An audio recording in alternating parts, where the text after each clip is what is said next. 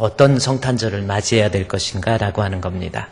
제가 오늘 성탄절 새벽기도 때 말씀드린 내용 중에 하나가 기쁜 성탄, 우리가 많이 사용하는 기쁜 성탄이라는 거거든요. 메리 크리스마스 이렇게 이야기하죠.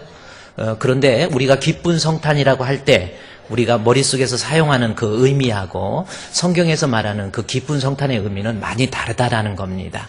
정말로 동방의 박사들이 예수님을 만나서 그가 기뻐하고 기뻐하더라 라고 하는 것을 통해서 예수님을 참으로 구주로 영접한 사람에게 느껴지는 하나님이 주시는 평강, 기쁨, 이것이 기쁨이라고 하는 말의 진정한 의미이다라는 것을 우리 말씀을 통해 살펴봤죠. 그렇습니다. 우리가 크리스마스 어렸을 때부터, 아니 모태신앙에서부터 30년, 40년, 50년, 60년 크리스마스를 지냈지만 아직도 예수님을 내 마음에 영접하지 못하고 예수님을 맞이하지 못한 사람의 성탄이라고 한다면 그 사람은 기쁜 성탄이 될 수가 없습니다. 예수님을 만나서 그 예수님을 나의 구주로 영접하고 내 마음에 모셔드리는 사람, 그 사람에게 성탄은 기쁜 성탄, 하나님께는 영광이 되고 땅에는 평화가 되는 그러한 성탄이 될 수 있다라는 겁니다. 이 성탄을 맞이해서 여러분, 우리 예수님을 나의 구주로서, 생명의 주로서 영접하고 믿고 받아들일 수 있는 참 만남의 크리스마스가 되시기를 주의 이름으로 축원드립니다. 그렇다면 우리 한번 생각해 보자는 거죠. 어떤 사람이 우리 예수님을 만날 수 있을까라는 겁니다. 우리 예수님을 만날 수 있는 사람, 성경에 여러 인물들이 있지만 그 중에서 오늘 누가복음 2장 25절에 나온 말씀에 보면 예루살렘에 시므온이라 하는 사람이 있으니 라고 해서 시므온이라고 하는 사람이 등장을 하게 됩니다. 그리고 그 시므온이 이 성경에 보면 28절 말씀에 보면 시므온이 아기를 안고 우리 예수님을 드디어 품에 안은 거예요. 우리 예수님 만난 거지요. 그리고 하나님을 찬송하여 이르되 주제여 이제는 말씀하신 대로 종을 평안히 놓아주시는도다 라는 말씀이 있어요. 시므온이라는 사람이 우리 예수님을 만났다라는 거지요. 우리 예수님 만남으로 그 기쁨에 의해서 우리 주님 찬양하는 거 보십시오. 얼마나 주님을 찬양합니까? 주제여라는 거죠. 주제는 황제에게 붙여지는 칭호잖아요. 이 세상 우주와 만물의 주가 되신 주님을 예수님 만나고 나니까 기쁨으로 찬양하는 모습이 바로 이 시므온의 모습 속에서 우리가 발견할 수 있다는 거지요. 그러면 시므온이 어떤 모습이었기 때문에 예수님을 만날 수 있었을까라는 겁니다.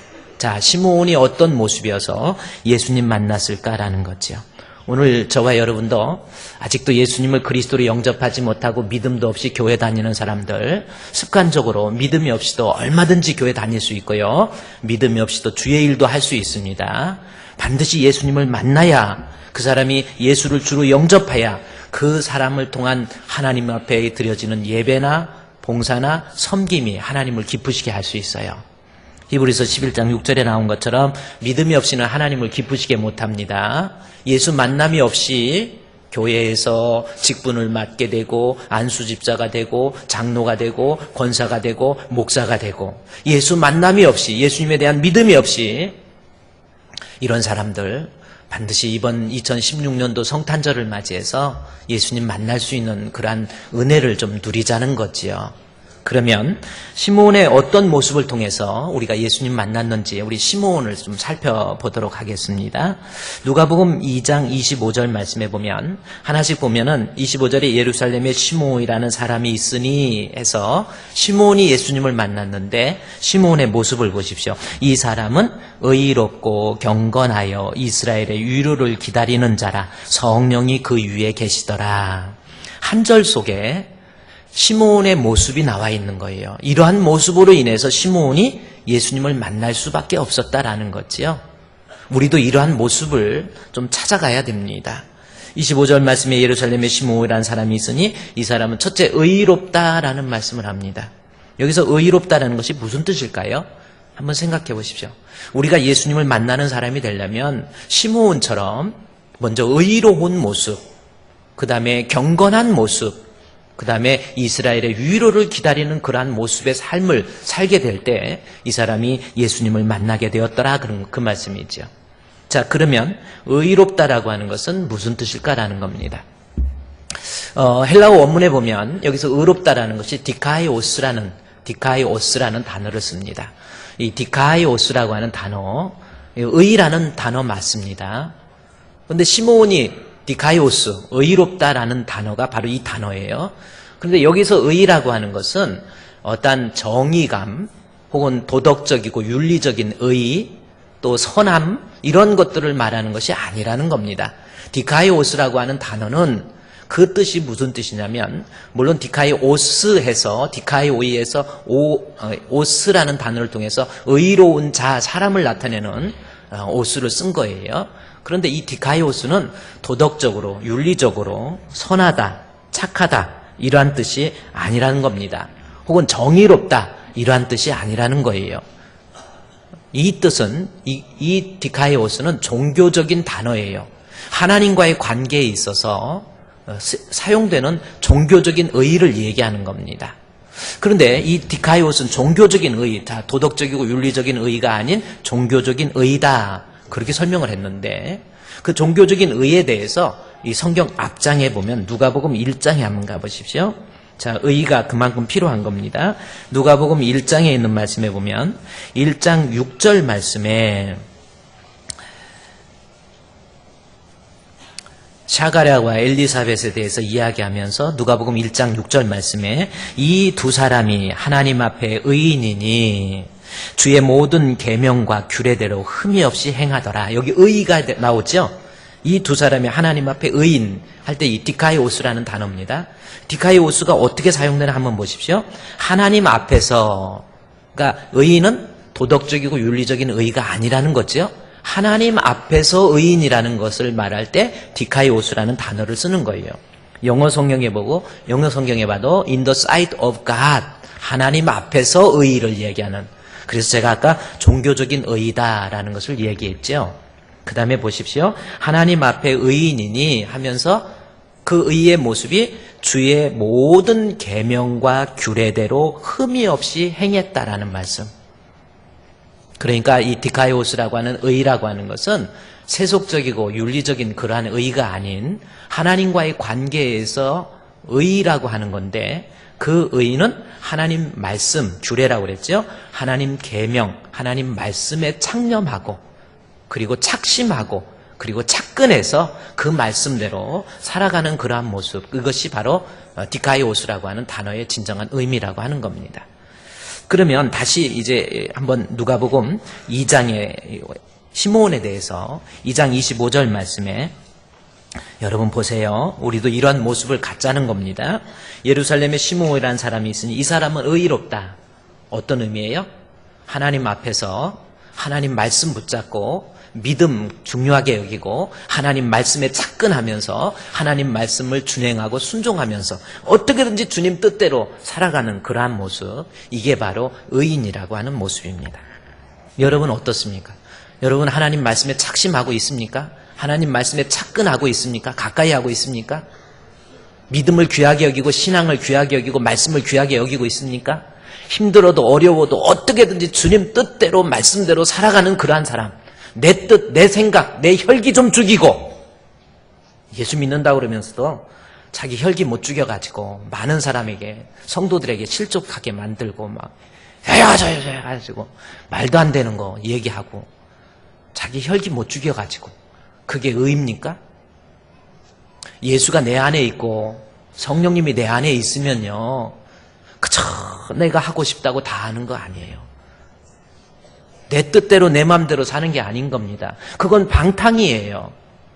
하나님 말씀 붙잡고 내가 이 세상 살아가면서 주님 뜻대로 살아갈 줄 아는 사람, 그 사람이 시므온과 같은 하나님이 인정하는 의로운 자, 하나님 앞에 in the sight of God이잖아요. 하나님 앞에서 내가 선하게, 바르게, 의롭게, 정직하게 주님 뜻대로 살아가는 그러한 모습. 시므온이 그런 모습 때문에 예수님 만난 거예요. 여러분 이 성탄절을 맞이해서 여러분 내 뜻 좀 십자가에 못 박아 죽으세요. 아직도 가만 보면은 그러니 아직도 막 자기 혈기가 살아있으니까 머리 끝부터 발끝까지 보면은 그런 모습이 그대로 나타나 있어. 얼굴 색을 봐도 알아요. 그 감정이 살아있어가지고 막 이런, 그 사람이 어떻게 예수를 만날 수 있겠습니까? 샤가랴와 엘리사벳도 자기 생각 다 죽이잖아요. 자기 뜻 다 죽이잖아요. 주님의 말씀이라고 한다면 예! 이게 의란 말이에요. 뭐 예수님 아무나 만나는 줄 아세요? 교회 10년, 20년 다닌다고 예수님 만나는 줄 아세요? 아니란 말이에요. 말씀 위에 서서 내 뜻 버려야 돼요. 우리 찬송가의 말씀 위에 서서 내 뜻 버리고 감정을 버리고 말씀에 서니 불완전한 믿음 온전해지고 그렇잖아요. 시므온은요, 그 주변의 사람들이 아무리 방탕하고 타락하고 하나님 모른다고 하는 그 시대에 살면서도 하나님 말씀에 착근하고 하나님 말씀에 창념하면서 어떻게든지 주님 뜻대로 말씀대로 살아가는 그러한 모습 때문에 시므온이 예수님 만난 거 아니에요? 또 하나 볼까요? 25절 말씀에 예루살렘에 시므온이라는 사람이 있으니 이 사람은 의롭고 그 다음에 뭐예요? 경건했다라는 말씀이 나옵니다. 경건은 무슨 뜻이겠습니까? 세속에 물들지 않는 하나님 앞에서의 구별된 모습, 이게 경건이라는 겁니다. 의와 좀 다르지요? 이것은 뭐예요? 내가 세속적이고 육신적이고 물질적이고 보이는 세상적인 그러한 모습이 아니라 영적이고, 그렇죠? 신앙적이고 이 세상보다는 천국을 더 사모하고 이러한 모습이 바로 경건한 모습이라고 하는 겁니다. 세상의 돈의 유혹에 막 찌들려가지고 어떻게 하면 내가 좀 물질적으로 부자 될까? 돈 때문에 울고 웃고 이런 거 말고 내 신앙적인 거, 믿음적인 거 놓고 하나님 혹시 내가 지옥 가면 어떻게 합니까? 영적인 것 때문에 울고 웃을 수 있는, 그래서 하나님 앞에 구별된 모습이에요. 세속에 물들지 않도록. 저도 기도하면서 그래요. 하나님, 늘 세속에 물들지 않는 하나님 앞에 인정받는 목사 되고 싶어요. 그런 기도 종종 합니다. 세속에 물들어가지고 막 세상적이고 물질적인 것만 추구하면서 살아가고 있다고 한다면 그 사람이 예수님 만날 수 있을까요? 영적인 신앙을 놓고 어떻게 하면 내가 영적으로 부자 될 수 있을까? 이런 거 놓고 고민도 하고 근심도 하고. 하나님 뜻대로 하는 근심이잖아요. 세상 것 때문에 한숨 쉬고 답답해할 것이 아니라 하나님의 뜻대로 하는 근심은 후회할 것이 없는 구원에 이르게 한다고 그랬죠? 시므온을 보십시오. 살아가면서 나 하나님으로부터 약속을 받아요. 네가 죽기 전에 예수님 반드시 만나고 죽겠다. 그 약속까지 받습니다. 그러면서 세속적이지를 않아요. 세상적인 것 좀 잃어버려도, 물질적인 것 좀 잃어버려도, 내가 가지고 있는 것 잃어버리는 한이 있다 할지라도 예수 잃어버리지 않겠다. 그러한 모습이 바로 시므온의 경건한 모습이었다라는 겁니다. 또 하나 더 볼까요? 우리가 예수님 의롭고 경건하여 뭐예요? 이스라엘의 위로를 기다렸다. 이게 또 무슨 뜻이냐는 거죠. 이스라엘의 위로를 기다렸다라고 하는 것은 상당히 중요한 의미입니다. 구약의 말씀에 나와 있는 것을 그대로 옮겨놓은 거예요. 이스라엘의 위로라고 하는 것은 이사야서 40장에 나와 있는 이사야의 예언을 통해서 이미 주신 말씀이에요. 장차 오실 메시아는 그 백성에게 위로가 될 것이다 라는 겁니다.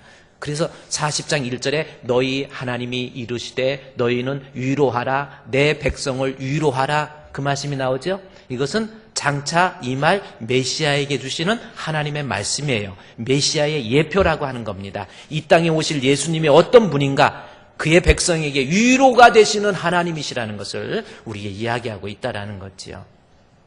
그러면서 그 위로의 내용이 뭔가, 바로 다음 절에 뭐라고 나와 있습니까? 너희는 예루살렘의 마을에 닿도록 말하며, 마지막 줄에 그의 모든 죄로 말미암아, 거기 보면 그 죄악의 사함을 받았느니라 말씀이 나오죠. 중간에 그 죄악의 사함을 받았다. 하나님의 위로, 이스라엘 백성에게 위로가 되시는 메시아는 어떤 위로냐? 첫째, 죄의 문제 해결이에요. 우리 예수님은 죄의 문제 해결입니다. 내 죄를 해결하기 위해서 이 땅에 오셔서, 여러분, 죄가 뭘로 해결될 수 있겠어요? 예레미야 2장 22절 말씀에 수다한 비누를 쓸지라도 오히려 내 죄는 그대로 있는 거예요. 죄를 해결할 수 있는 방법은 메시아 대신 예수님 외에는 방법이 없어요. 우리 찬송가에도 나의 죄를 씻기는 예수의 피밖에 없네. 다시 성케하기도 예수의 피밖에 없네. 그렇죠? 이사야 입술을 통해서 장차 오실 메시아는 하나님 그의 백성에게 위로가 되는데 그 위로의 내용이 죄의 문제의 해결이다라는 것을 우리에게 이야기해 주고 있다라는 거죠. 그러면 죄의 문제만 해결입니까? 다시 말해서 죄의 문제의 해결을 통해서 이 땅에 오실 메시아는 대제사장으로서의 직분을 이야기하고 있고요. 이사야서 40장 또 10절, 11절 말씀에 보면 또 기록되어 있습니다. 하나님의 위로가 이제 10절 말씀이에요. 이게 이사야서 40장 10절에 보라 주 여호와께서 장차 강한 자로 임하실 것이요 친히 그의 팔로 뭐예요? 다스린다라는 겁니다. 장차 오실 예수님 이사야 입술을 통해서 예언을 했어요. 보라 처녀가 잉태하여 아들을 낳을 것인데 그 예언과 함께 장차 오실 메시아는 거기 보니까 장차 임하실 것이요 친히 그의 팔로 다스리신다라는 겁니다. 대제사장으로서 죄의 문제 해결, 또 하나는 뭡니까? 왕으로서의 예수, 예수님 다스리신다라는 거지요. 여러분 지금 예수님이 여러분을 다스리고 있습니까? 주인이 누구예요 지금? 예수님이 나를 다스리고 통치하는 거 있는지. 그렇죠? 이 성탄절을 맞이해서 진정한 메시아는 죄의 문제 해결뿐만 아니라 나를 다스리고 통치하는 거예요. 예수 우리 왕이여 이곳에 오셔서 예수님이 나를 다스려야 돼요. 그렇죠? 나를 통치하는 겁니다. 주님 뜻대로 사는 거예요. 누가 뭐라고 해도 예수님이 나를 다스리는 거예요. 그게 백성의 위로로서 메시아고요. 마지막 줄 하나에 보면 그 다음 절 11절의 말씀에 보면 장차 오실 메시아에 대해서 그는 목자같이 양떼를 먹이시고 어린 양을 그 팔로 품에 안으시며 젖먹이는 암것들을 온순히 인도해 주신다라는 겁니다. 우리 장차 오실 예수님의 선지자 직분이에요. 하나님이 나를 인도해 주세요. 우리 예수님이 이 땅에 오실 예수님이 보세요. 내 죄를 없애기 위해서 십자가에 못 박혀 죽으셨지요. 지금도 성령을 통해서 나를 다스리고 계시죠. 우리를 장차 천국까지 그의 선지자로서 하나님의 뜻을 대언하면서 나로 하여금 의의 길로 바른 길로 평강의 길로 하나님이 인도해 주시는 그 메시아. 그게 바로 이스라엘의 위로입니다. 그러면 누가복음 2장 24절 5절 말씀 볼까요? 25절에 시므온은 의롭고 알았죠? 경건하고 그 다음에 뭐요? 이스라엘의 위로, 다시 말해서 이 땅에 오실 메시아를 열망하는 거예요. 기다렸다라는 것이 디자이어 무슨 뜻입니까? 막 보고 싶어 미치겠어요. 이런 뜻입니다. 사모하는 거죠. 내가 이 땅에 살지만 나의 소망은 천국이에요. 지금 시므온이 그렇게 살았다라는 거, 열망이라는 거. 그 열망, 디자이어를 어떻게 표현해야 될까요? 막 보고 싶었다가 만나는 거예요. 그게 열망이라는 겁니다. 월남전쟁이 이제 끝나잖아요. 월남전쟁이 종식이 되니까 월남에 파병됐던 사랑하는 남편이 아내에게 편지를 하는 거예요. 편지해가지고 여보 내가 부산항에 내리는데 그때 내릴 때 내가 하얀 손수건을 흔들 테니까 그 많은 군인들 중에 하얀 손수건 흔드는 사람이 바로 나인 줄 구별하라고.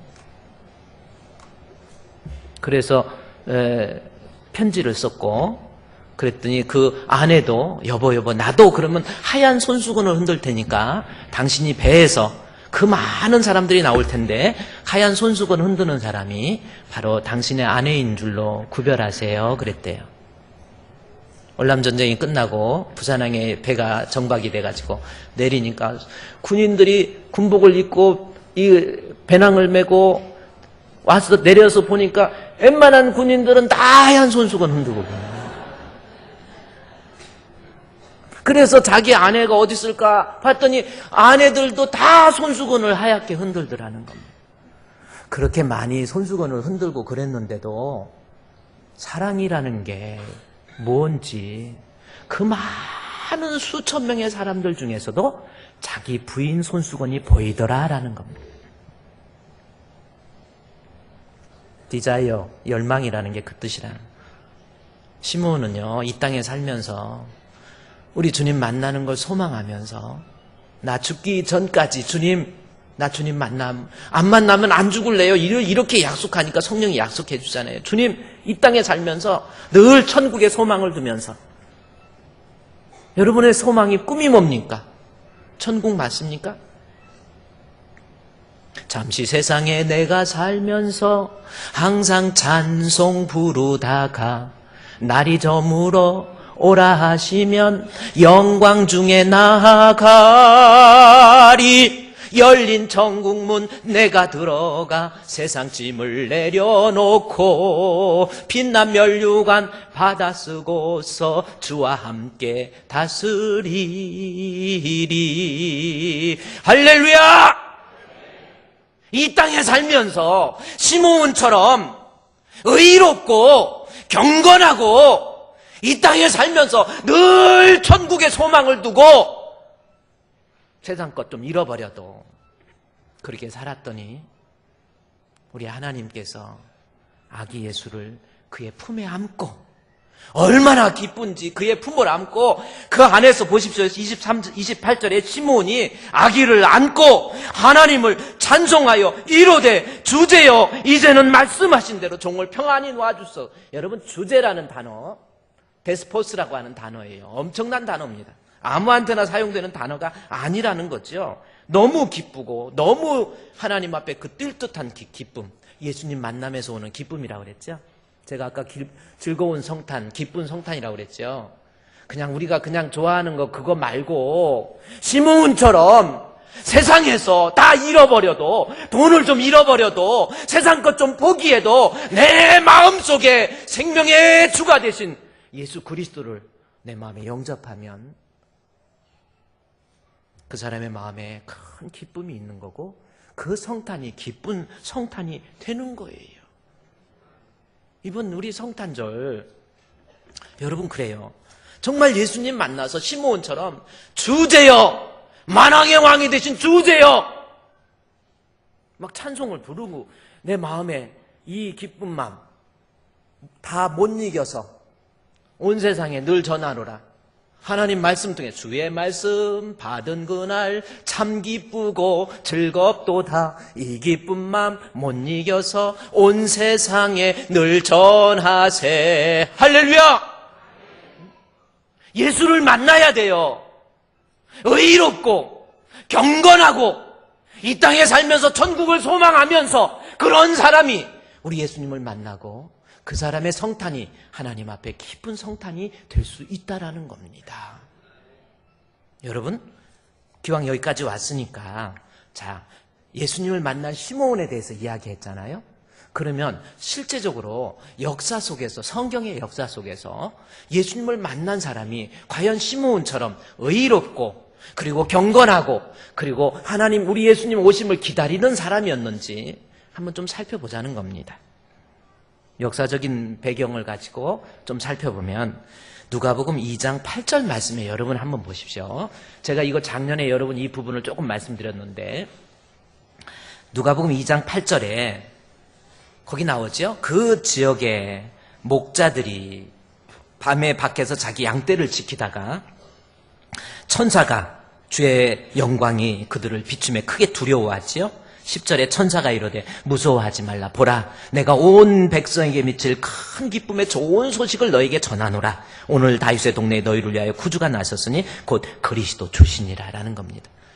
예수님이 이 땅에 오셨다라고 하는 것을 가장 먼저 연락받은 사람들이 누구예요? 누구예요? 여러분 여기 보니까 그 지역의 목자들이다라는 말씀이 나옵니다. 자, 이 목자라고 하는 거에 대해서 어떤 성경학자들은 예수님께서 그때 당시에 이름도 제대로 쓰지 못하고 그때 당시에 가장 천한 존재였던 목자들에게 오심으로 우리 예수님의 낮아지심, 우리 예수님의 겸손하신 부분, 그런 부분을 부각해서 설명합니다. 아니에요. 그러면 예수님은 그러면 좀 지위가 있고 이런 사람한테는 예수님이 아닙니까? 낮고 천한 부분을 강조하기 위해서 목자가 아니라는 겁니다. 또 어떤 사람은 이 목자들은 그때 당시에 글을 제대로 읽지 못하기 때문에 예수님의 이 땅에 오심에 대해서 그 진리의 순수성이 훼손되지 않고 가장 잘 전달될 수 있는 부분이 바로 아무 글도 모르는 목자들에게 전달하는 것이 그래서 복음의 순수성을 지키기 위해서 목자들에게 나타났다. 이렇게 얘기하는 사람도 있습니다. 아니에요. 여러분 2장 8절 그거 한번 보십시오. 시므온처럼 어떻게 살았나 보십시오. 그 지역의 목자들이, 목자는 그 지역이라는 말을 강조하고 있습니다. 다른 목자가 아니고 그 지역의 목자란 말이에요. 적어도 이스라엘 땅에 흩어져 있던 다른 목자들 말고 지금 성경에 나와 있는 그 지역의 목자들입니다. 여기서 그 지역이라고 하는 것은 예루살렘에서 남쪽으로 3km, 4km 정도 떨어져 있는 곳입니다. 자, 그 지역은 어때요? 예루살렘에서 남쪽으로 약 4km 정도 떨어져 있는 곳이에요. 지금 이스라엘 땅에 가면 이 목자들, 제가 이 베들레헴이 이스라엘 땅 아닙니다. 지금은 팔레스타인 땅이에요. 팔레스타인 땅인데 거기 가면은 예루살렘에서 남쪽으로 한 3km, 4km 내려오면 지역이 있는데 그 지역 이름이 지금 라맛 라헬이라는 지역입니다.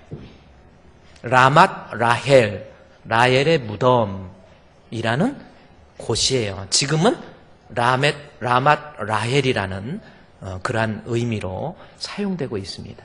그래서 예루살렘에서 남쪽으로 4km 정도에 지금 가면 라맛 라헬.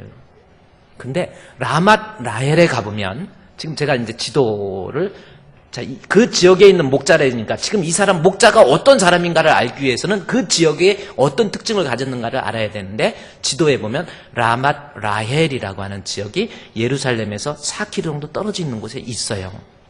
그런데 그 라맛 라헬이라는 곳이 구약 시대의 이름은 뭐였냐면 벳학게렘이에요. 지금 사용될 때는 라맛 라헬이지만 옛날에 거기 이스라엘 땅에 지금도 가보면 그 라맛 라헬하고 그 밑에다가 벳학게렘이라고 써놨습니다. 그러면 이 목자들은 벳학게렘 지역의 목자들이라는 겁니다. 그러면 벳학게렘이라는 것이 구약시대 때 어떤 의미가 있는지 요거는 여러분이 좀 찾아봐야 됩니다. 먼저 느헤미야서에 가보면 느헤미야서 3장 여러분이 한번 요거는 느헤미야서 3장 참 정말 이 목자들이 보통 사람들이 아니라는 거예요. 에스라, 느헤미야, 에스더 그랬죠? 느헤미야서 3장. 자, 못 찾았으면 앞을 보세요. 자, 벳학게렘이라는 것을 알았어요. 그 지역이 벳학게렘이라는 겁니다. 그런데 느헤미야서 3장 14절 말씀해 보니까 분문은 벳학게렘 지방을 다스리는 벳학게렘이 나오죠? 그런데 분문, 예루살렘의 문을 만드는데 동문, 서문 막 문이 있잖아요. 우리 옛날에 조선시대에도 남대문, 동대문, 서소문 그 다음에 있었잖아요. 옛날에 그 청와대 뒤쪽에 보면은 지금도 문이 하나 있는데 그 문이 뭐냐면 시구문이라는 곳이 있습니다. 시구문이 뭐예요? 그 성 안에서 사람이 죽으면 시체가 나가는 문이에요. 옛날에는 문을 아무나 구별 없이 막 나가는 게 아니란 말이에요. 사람이 죽었을 때, 동물이 죽었을 때 시체가 나가는 문이 따로 있습니다. 시구문이라는 겁니다. 시구창이 아니고 시구문. 그렇죠? 근데 여기 분문은 예루살렘에 분문이란 동문, 서문이 있는데 분문이 있어요. 분문이 무슨 문인지 아세요? 조금 좀 그렇지만 똥문이라는 겁니다. 그러니까 예루살렘 성 안에서 인분이나 짐승들의 똥을 처리해야 될 거 아니에요? 그 분을 처리할 때 처리해서 가지고 나가는 분이 분문이에요. 지금 느헤미야서 이 3장 14절에 분문 나오는데, 근데 분문은 베닥게렘 지방이에요. 그러니까 지금 분문이 있는 곳이 지금 목자들이 그 지경이라는 베닥게렘이라는 겁니다. 근데 그 베닥게렘이 뭔가 봤더니 베닥게렘 지방을 다스리는 레갑의 아들. 야, 레갑. 지금 목자들이 그 라헬 라맛, 다시 말해서 베닥게렘 지역의 레갑의 후손들이구나라는 것을 알 수 있어요. 그러니까 목자들이 보통 사람이 아니라는 거예요. 레갑의 후손이라는 겁니다. 그러면 자, 레갑의 후손들은 어떤 사람인가? 이것도 너무 중요한 겁니다. 에레미야 35장에 말씀해 보니까, 자, 에레미야 35장 그냥 성경 보면 됩니다. 에레미야 35장 1절 말씀에, 자, 보세요. 자, 레갑이 이제 나오는데 35장 1절 이제 화면을 보세요. 자, 지금 목자들이 어떤 사람인가? 레갑의 후손이구나 라는 것까지 알았습니다. 레갑의 후손, 유다의 요시야 왕의 아들 여호야김 때예요. 이때에 여호와께서 에레미야에게 임하여 이르시되, 여호야김 시대는 어떤 시대였냐면, 이스라엘에게 있어서 여호야김 시대는 지리적으로 땅을 많이 회복을 해서 많이 상당히 경제적으로도 정치적으로도 안정된 때가 여호야김 시대예요. 여호야김 때 대단한 일이 많이 있었지요. 그런데 놀라운 것은 사람이 경제적으로 정치적으로 안정이 됨과 함께 영적으로 타락해 있었습니다. 하나님을 찾으려고 하지 않았어요. 하나님을 믿으려고 하지 않았습니다. 하나님 말씀대로 살고자 하는 사람들이 거의 없었어요.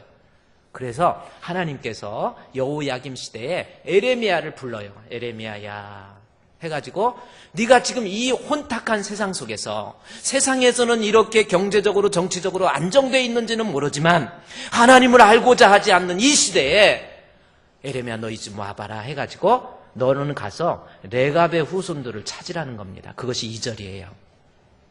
임하여 이르시되, 그 다음 절에 보면은 너는, 레갑 나오잖아요. 아까 분문 레갑, 목자들의 조상이 레갑이란 말이에요. 그래, 레갑의 사람들에게 가서 그에게 말하고 그들을 여호와의 한 집에 불러가지고 포도주를 마시게 하라는 겁니다. 포도주 마시라고 그랬어요. 그랬더니 그들이 어떻게 한 줄 아십니까? 그 다음 절에 보면요, 이에 내가 하나 불러가지고 레갑 사람들을 다 데리고 와서 포도주를 주고 마시라 해요. 그랬더니 안 마셔요. 안 마시는데 어느 정도 안 마시냐면, 여러분 그 성경을 읽다가 보면요, 한번 에레미야서 여러분 그 뒤에 보세요. 자, 한번 성경 에레미야서 35장 거기 말씀해 보니까 35장 맞으라고 그러니까요. 6절 말씀에 그들이 5절에서 먼저 얘기합니다. 5절 말씀. 35장 5절에 레갑의 사람들이 후손들 앞에서 포도주가 가득한 종지와 술잔을 놓고 마시라 하니까, 이게 어떻게 이 명령을 거역하겠어요? 술을 마시라 그러니까 6절에 그들이 이르되 우리는 포도주 마시지 않겠습니다. 레갑의 아들 우리 선조 요나답이 300년 전이에요. 지금 이때 말할 때가 요나답이 300년 전 사람입니다. 요나답이 우리에게 명령하여 이르되 너희와 너희 자손은 영원히 포도주 마시지 말고, 집도 짓지 말고, 파종도 하지 말고, 포도원도 소유하지 말고, 집도 짓지 말고 평생 장막에 살면서, 아니 이게 레갑의 아들 요나답이 그 자손들을 300년 전에 모아놓고 너희는 집도 짓지 말고 포도주 마시지 말고 포도원도 하지 말고 장막 지고 살으라는 겁니다. 그러면서 8절에 우리가 레갑의 아들 우리 선조 요나답이 우리에게 명령한 모든 말씀을 그대로 순종해요. 그러면서 어떡합니까? 우리와 우리 아내와 자녀가 평생 동안 포도주 마시지 않겠습니다. 여러분 지금 이때 포도주는 어떤 의미인지 아십니까?